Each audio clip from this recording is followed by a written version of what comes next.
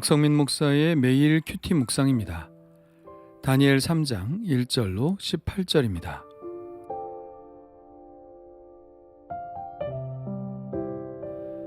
느부갓네살 왕이 금으로 신상을 만들었으니 높이는 60규빗이요 너비는 6규빗이라. 그것을 바벨론 지방의 두라 평지에 세웠더라.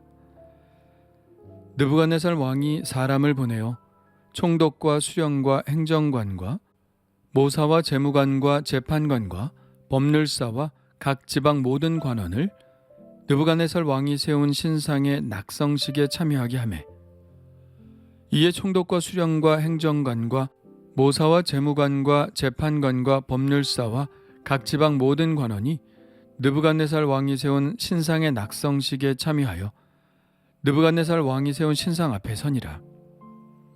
선포하는 자가 크게 외쳐 이르되, 백성들과 나라들과 각 언어로 말하는 자들아, 왕이 너희 무리에게 명하시나니 너희는 나팔과 피리와 수금과 사면금과 양금과 생황과 및 모든 악기 소리를 들을 때 엎드려 느부갓네살 왕이 세운 금신상에게 절하라. 누구든지 엎드려 절하지 아니하는 자는 즉시 맹렬히 타는 풀무불에 던져 넣으리라 하였더라.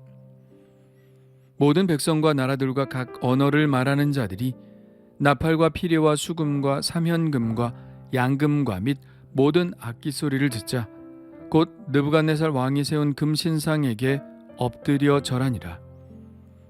그때 어떤 갈대아 사람들이 나와 유다 사람들을 참소하니라. 그들이 느부갓네살 왕에게 이르되, 왕이여 만수무강하옵소서. 왕이여 왕이 명령을 내리사 모든 사람이 나팔과 피리와 수금과 사면금과 양금과 생황과 및 모든 악기 소리를 듣거든 엎드려 금신상에게 절할 것이라. 누구든지 엎드려 절하지 아니하는 자는 맹렬히 타는 풀무불 가운데에 던져 넣음을 당하리라 하지 아니하셨나이까. 이제 몇 유다 사람 사드락과 메삭과 아벳느고는 왕이 세워 바벨론 지방을 다스리게 하신 자이거늘, 왕이여 이 사람들이 왕을 높이지 아니하며 왕의 신들을 섬기지 아니하며 왕이 세우신 금신상에게 절하지 아니하나이다. 느부갓네살 왕이 노하고 분하여 사드락과 메삭과 아벳느고를 끌어오라 말하매 드디어 그 사람들을 왕의 앞으로 끌어온지라. 느부갓네살이 그들에게 물어 이르되, 사드락 메삭 아벳느고야, 너희가 내 신을 섬기지 아니하며 내가 세운 금신상에게 절하지 아니한다 하니 사실이냐? 이제라도 너희가 준비하였다가 나팔과 피리와 수금과 사면금과 양금과 생황과 및 모든 악기 소리를 들을 때에 내가 만든 신상 앞에 엎드려 절하면 좋거니와, 너희가 만일 절하지 아니하면 즉시 너희를 맹렬히 타는 풀무불 가운데에 던져 넣을 것이니 능히 너희를 내 손에서 건져낼 신이 누구이겠느냐 하니, 사드락과 메삭과 아벳느고가 왕에게 대답하여 이르되, 느부갓네살이여 우리가 이 일에 대하여 왕에게 대답할 필요가 없나이다. 왕이여 우리가 섬기는 하나님이 계시다면 우리를 맹렬히 타는 풀무불 가운데에서 능히 건져내시겠고 왕의 손에서도 건져내시리이다. 그렇게 하지 아니하실지라도 왕이여 우리가 왕의 신들을 섬기지도 아니하고 왕이 세우신 금신상에게 절하지도 아니할 줄을 아옵소서. 아멘. 시험은 계속됩니다. 앞의 시험은 먹거리에 대한 것이었지만 이번 시험은 좀 더 직접적인 박해를 가할 수 있는 시험입니다. 느부갓네살 왕이 금으로 신상을 만들었는데 높이는 60규빗, 작은 규빗으로 따져볼 때 약 72m이고 너비는 6규빗, 곧 2.7m입니다. 27m면 10층 높이의 건물 정도이니 이 신상의 크기는 어마어마한 거죠. 이 신상을 바벨론 지방의 두라 평지에 세웠습니다. 두라 평지가 정확히 어디인지는 밝혀지지 않고 있습니다. 두라와 비슷한 이름이 남아있는 곳은 텔데르, 두라 유로포스, 툴툴두라, 그리고 나르두라가 있는데 그중 한 곳일 것이라는 추정만 하고 있을 뿐입니다. 그러나 이들 도시들은 바벨론 성과는 상당한 거리에 있기 때문에 수도 인근 남동쪽에 있는 두라라는 지명의 작은 언덕일 것이라는 추정이 지지를 받고 있습니다. 후에 로마에서는 왕이 자신의 모습을 담은 신상을 만들어 백성들에게 충성의 맹세를 하게 하였으나 느부갓네살 왕이 세운 신상은 자기의 모습을 따라 만든 신상은 아니었던 것 같습니다. 그러나 신과 통치자는 긴밀히 연결되어 있죠. 통치자는 그 신의 대리자로 여겨졌기 때문에 신에게 충성을 맹세하는 것은 곧 왕에게 충성을 맹세하는 것과 같은 뜻으로 여겨졌습니다. 당연히 국가에서 중요한 위치를 차지하고 있는 사람들은 그 신상의 낙성식에 참여하여 그 신상에게 절함으로 바벨론의 통치자에게 충성을 맹세하는 것이 관례였죠. 그래서 느부갓네살 왕은 총독과 수령과 행정관과 모사와 재무관과 재판관과 법률사와 각 지방 모든 관원을 이 신상의 낙성식에 참여하도록 했습니다. 그래서 그 모든 사람들이 신상 앞에 섰고 선포하는 자가 말하기를 왕의 명령이니 악기 소리를 들을 때 엎드려 느부갓네살 왕이 세운 금신상에게 절하라고 합니다. 그리고 경고도 놓치지 않죠. 누구든지 엎드려 절하지 아니하는 자는 즉시 맹렬히 타는 풀무불에 던져 넣으리라. 이 말이 떨어지고 악기 소리가 나자 그 앞에 있던 모든 신하들이 금신상에게 엎드려 절을 합니다.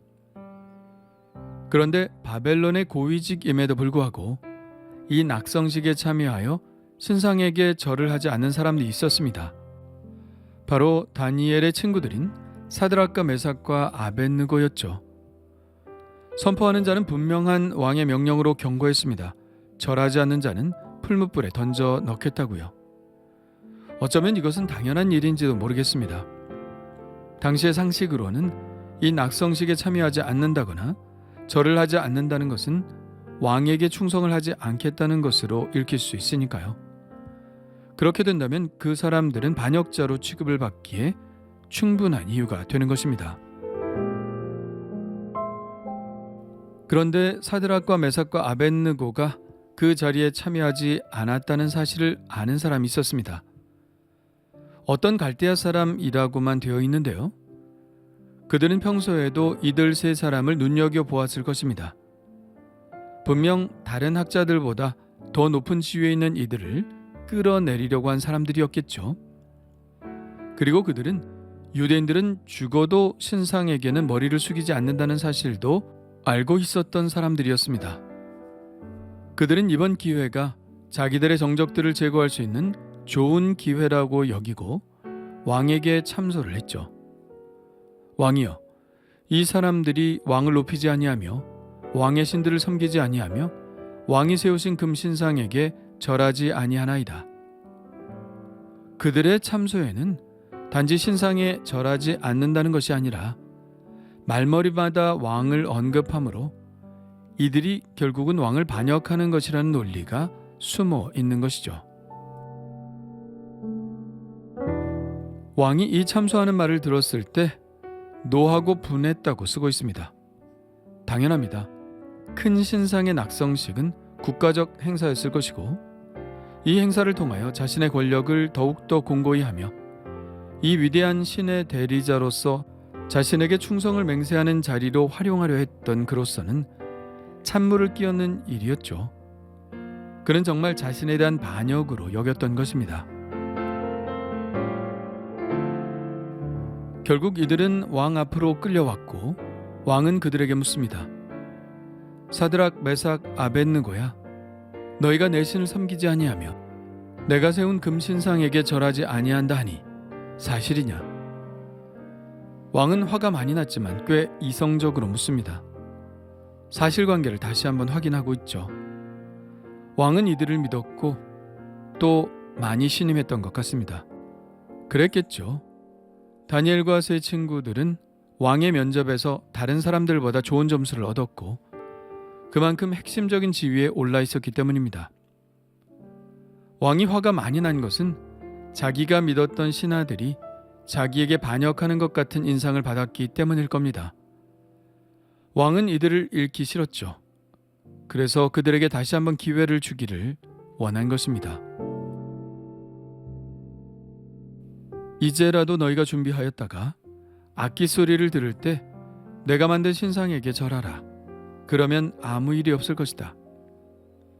그러나 만일 이번에도 거부한다면 내가 처음에 명령한 그 명령에 따라 즉시 맹렬히 타는 풀무불 가운데 던져 넣을 것이다. 그렇게 말하며 이 말도 덧붙입니다. 능히 너희를 내 손에서 건져낼 신이 누구 있겠느냐. 왕은 이들이 믿는 신 여호와에 대해서 알고 있는 듯 하죠. 이들이 신상에게 절을 하지 않는 이유도 자기에게 거역하기 위해서가 아니라 그들이 믿고 있는 종교적인 이유 때문이라는 것도 알고 있는 것 같습니다. 그는 이렇게 말하는 것이죠. 너희가 종교적인 이유로 신상에 절하지 않는 것을 안다. 그러나 나는 왕이고 한 번 맺은 말을 주워 담을 수 없다. 나는 너희에게 벌을 줄 수밖에 없는데 너희가 믿는 신이 이 곤경에서 너희를 건져낼 수 있을 것 같으냐? 그럴 수 없을 것이다. 너희들은 곧 죽을 텐데 이 상황에서 종교적 신념을 지킨다는 것이 무슨 의미가 있겠느냐? 그러니 너희의 생명을 위해 내 명령대로 신상에 절을 해라. 그러나 왕이 모르고 있었던 것이 있습니다. 이 세 사람에게 있어서 그 자신들의 목숨은 가장 중요한 가치가 아니었다는 것이죠. 그들은 자신들의 한 번밖에 없는 목숨보다 하나님 한 분만을 경외하고 그분께만 경배하라는 하나님의 율법을 지키는 것이 더 소중한 자들이었습니다. 그런 사람들에게 목숨을 위협하는 그 위협은 전혀 위협이 되지 않았죠. 그래서 신념은, 믿음은, 사랑은 목숨보다 더 귀하다고 하는 것입니다. 사람들은 신념을 위해 목숨을 버릴 수 있는 존재입니다. 사람은 믿음을 위해 자신을 내던질 수 있는 존재입니다. 사람은 사랑을 위해서 그 어떤 것도 두려워하지 않을 수 있는 존재입니다. 포로로 잡혀와 있는 유대인들에게 하나님을 경외하고 하나님의 율법을 지키는 일이 그 어떤 것보다 더 귀했죠. 그래서 그들은 이렇게 말합니다. 느부갓네살이여, 우리가 이 일에 대하여 왕에게 대답할 필요가 없나이다. 왕이여, 우리가 섬기는 하나님이 계시다면 우리를 맹렬히 타는 풀무불 가운데에서 능히 건져내시겠고 왕의 손에서도 건져내시리이다. 그들은 하나님을 신뢰하고 있죠. 하나님이 함께 하시면 이 풀무불도 그리고 하물며 왕까지도 그들을 해할 수 없을 것이라는 자신감입니다. 그들은 하나님의 보호하심에 대한 믿음이 철저했죠.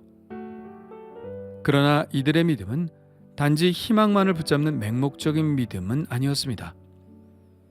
그들의 믿음이 그저 맹목적인 믿음이었다면 그들의 이 믿음이 깨졌을 때, 이 상황이라면 그들의 몸이 풀무불 속에서 타 들어감을 느꼈을 때 그들은 하나님을 부인할 것입니다. 만일 그렇다면 그것은 온전한 믿음이 아니죠. 하나님의 도우심에 대한 맹목적인 믿음입니다. 만일 자기가 원하는 대로 일이 일어나지 않으면 이 믿음은 금방 사라지고 말죠. 그래서 믿음은 한 단계 더 나아가는 것이 진짜 믿음입니다. 바로 이 세 사람들처럼 말이죠. 그들은 하나님을 신뢰하는 이 신뢰에서 더 큰 신뢰로 나아갑니다. 이렇게 말합니다. 그렇게 하지 아니하실지라도 왕이여, 우리가 왕의 신들을 섬기지도 아니하고 왕이 세우신 금신상에게 절하지도 아니할 줄을 아옵소서. 나의 목숨을 살려주고 살려주지 않고 하는 것이 참된 신임을 증명하는 시금석이 되지 않는다는 것입니다. 나의 생사와 상관없이, 하나님의 도우심과 상관없이, 하나님이 주시는 복과는 상관없이 하나님은 참된 신이시고 그분이 참된 신이시기에 그분의 명령을 따라 그분께만 경배한다는 것입니다. 이것이 참된 신념이죠. 나를 살려주어서 신이 아니라 그분이 신이시기에 나의 목숨을 내놓는 것, 그것이 참된 신념입니다. 예수님은 이 신념에 대해서 우리에게 분명히 말씀하셨죠. 의를 위하여 박해를 받는 자는 복이 있나니 나로 말미암아 너희를 욕하고 박해하고 거짓으로 너희를 거슬러 모든 악한 말을 할 때에는 너희에게 복이 있나니 기뻐하고 즐거워하라. 하늘에서 너희 상이 큼이라. 목숨보다 더 귀한 것이 있다는 것이죠. 그것이 바로 의이고, 그것이 바로 예수 그리스도이시고, 그것이 바로 하나님의 말씀이라는 것입니다. 그렇다면 나는 어떤가요? 나에게는 이런 신념이 있나요? 혹 목숨과 평안한 삶과 번영과 명성이 나의 신념인 것은 아닌가요? 주님 감사합니다. 그저 잘 될 것이라는 맹목적인 믿음이 아님을 알았습니다. 그저 하나님이 나에게 잘해 주실 것이라는 믿음이 진짜 믿음이 아니라는 것을 알았습니다. 진짜 믿음은 살아계신 하나님을 경외하고 그분의 말씀대로 살기 위해 목숨까지도, 나의 안위까지도, 나의 명예와 지위까지도, 사랑하는 외아들까지도 다 내어놓을 줄 아는 믿음이 진짜 믿음인 것을 알았습니다. 주님, 저에게도 이 사드락과 메삭과 아벳느고와 같은 믿음을 주시고 세상 그 무엇보다 최고의 가치가 바로 하나님이게 하옵소서. 예수님의 이름으로 기도합니다. 아멘.